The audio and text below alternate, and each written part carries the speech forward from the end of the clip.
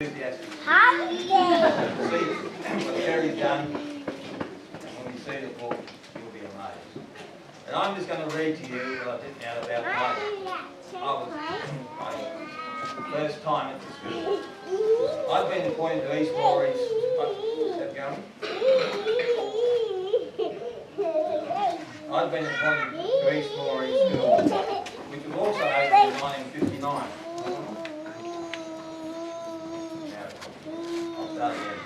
I've been appointed to East Maurice School, which was opened in 1959 also.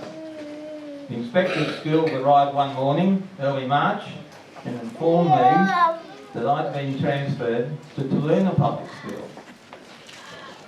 Luckily, this is my fourth year of teaching. Generally, the department, in their wisdom, sent a teacher out here in your first year. Upon my arrival, I met Fred and Betty Bardsley, who would be my hosts for the first month.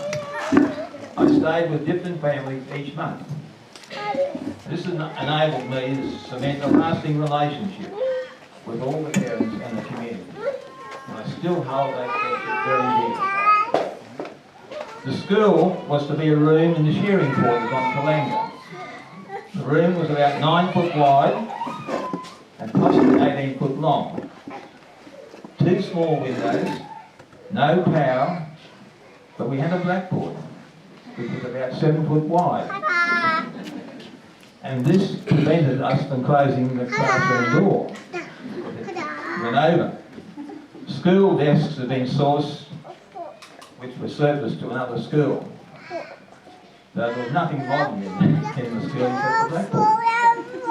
The playground was part of an area on which stood a 40-stand shearing shed. When the remnants of this shed were burned, it rendered the soil into a powdery dust bowl. Did we have hot days and cold days? I imagine we did. We had no heating or anything, any cooling system. We just wore it. And for sport, we played all types of games, with football being the most popular, as it mainly consisted of kicking to each other or playing soccer. Someone did mention playing cricket. I don't know how we were able to play cricket in the dust, but they said we did. The dust restricted most games.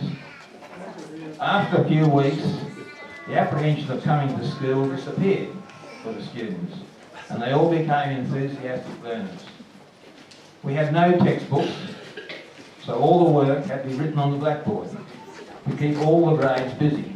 And we had grades from year 6, from kindergarten to year 6, plus a girl doing an intermediate.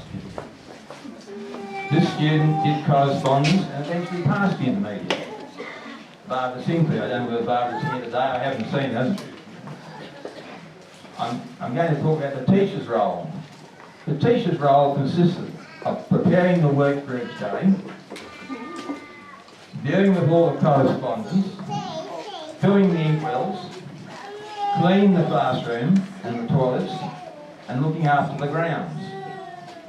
Also, it was his responsibility to deal with the occasional uninvited wildlife which wanted to make their home under the tent stands around there. I noticed the tent stands have doors on today. The snakes wouldn't have been able to get in, that would have been the case, but they weren't there in our day. Parents initially transported the students, and eventually a bus was purchased by the community. Parents were rostered as drivers, until some people were partly employed to drive the bus. At one stage, I had a period of being the driver for a few months. I collected the children in the morning and delivered them home in the afternoon. It was a very long day. Sometimes I'd have to get Ralph Bardsley up to get the bus started. Ralph was the chief mechanic. School funding. School funding consisted of a grant of about £5 or $10, all in the form of postage stamps. They were to be used for all official correspondence. The department provided the school with exercise books, pencils, rulers, art materials and brooms to clean the school. Somebody in Sydney worked out the school's allocation of materials and they came once a year. All other needs had to be supplied by the P&C. P&C meetings were held at night. I presume they're probably not these days. And in the initial years, all the parents attending were men. I wonder how many men attend the P&C meeting these days. Because most of the mums had to stay at home, look after all that young families, so they'd look after the children. So Dad came along and ran the meetings.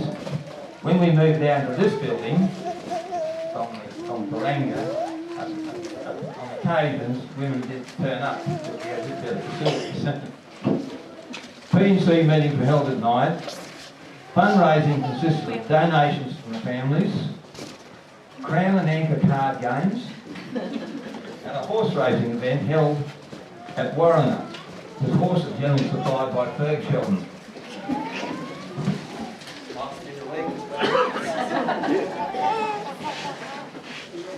After nearly 3 years in the shearing quarters, we moved to this site, which we thought was heaven sent. We had this concrete area, not as large as this, but got a bit of concrete there, to play on, and many varieties of ball games were played. As the school area is only about the quarter of the size it is today, running and jumping activities were sort of out. We couldn't practice running, nowhere to jump either. And so we concentrated on ball games at the Hepburn Shield, which we were very successful. And in some of the photos in the slide, you see them holding out certificates. Pam and I were married in 1960 and resided at Tulloona in a home adjacent to Tulloona Homestead. 3 of our children were born while we resided at Tulloona, and I do believe the fact that we stayed 5 years helped to consolidate the school and the community. The efforts of those people who initiated the establishment of this school must be acknowledged. And all who attended in later years owe a great debt to their foresight. The students who attended in those 5 years all went on to greater things. We have some of them as successful farmers, teachers, nurses, bank managers, pilots, architects, lawyers, secretaries, entrepreneurs, and successful parents. A few months ago I came to view the area. Gone are the wonderful grasslands, the sheep and cattle that we used to see, because each place was carrying 2,000 to 3,000 sheep. Farming has become king, and the road from Tulloona to the new highway does not seem a challenge anymore without the 7 or 8 COD gates, as a fella told me once. What do you mean, mate? He said, carry or drag them. When you had to open them and shut them, and it'd be teeming rain, lightning flashing, and you see lightning out in its plane, you see it, and spot fires would suddenly flare up, and the shower would probably put them out. Pam and I enjoyed our time here immensely, but we were in a different era when you just accepted how things were. Thank you for a great experience.